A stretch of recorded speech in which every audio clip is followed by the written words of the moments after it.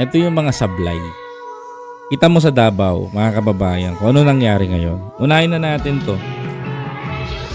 Di ba kayo nagsasawa dyan? Di ba kayo nagsasawa sa mga ginagawa nyo? Baha na lang lagi sa inyo pag umuulan. First District, kumuha ng 51 billion noon. Sabi, pang flood control.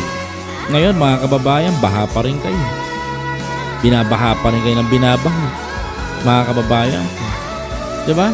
Tapos, pinaupo nyo pa yung, binoto nyo pa yung Duterte na wala namang magagawa.